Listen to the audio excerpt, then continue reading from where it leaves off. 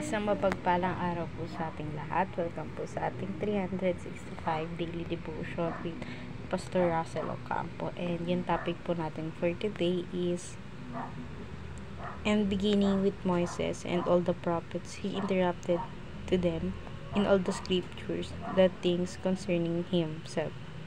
So sa Tagalog po, at nagmula kay Moises at sa mga propeta ay pinaliwanag niya sa kanila ang mga bagay tungkol sa kanya sa lahat ng mga kasulatan.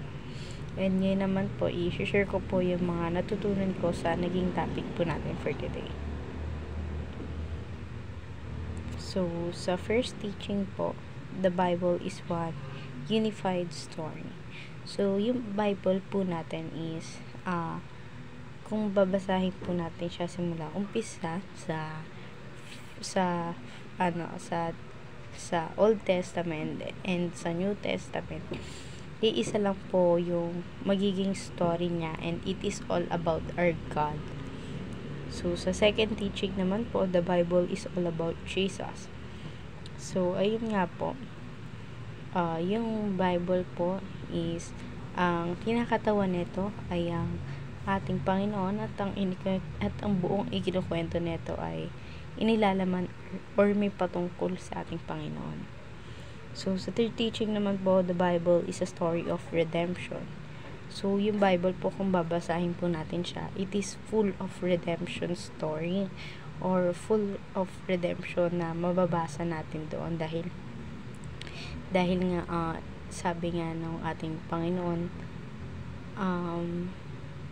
dapat tayong nananampalataya sa Kanya. So, sa application naman po, study the Bible as whole. So, pagka pinag-aralan natin ang Biblia, huwag tayong mag-aral ng laktaw-laktaw. Kumbaga, ituloy natin yung hindi kapuputol-putol sa pagbabasa. And sa second application naman po, study the Bible in a Christocentric way. Yung Christocentric way is ito po yung pagbabasa mo ng Biblia na hindi mo ito parang ibinibigay ng way or hindi mo siya parang sinasalungan.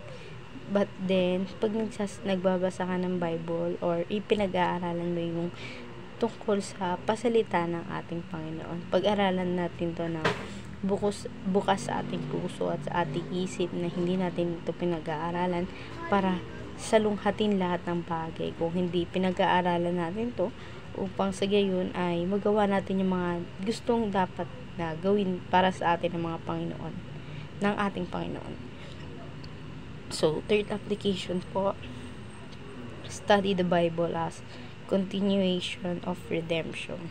So, tayo po, may redemption na tayo sa buhay natin. Pero, kung patuloy mo pa rin na pinag-aaralan ng Biblia, basahin natin to ng buong puso na may redemption sa ating puso, sa ating pag-iisip habang binabasa natin ito.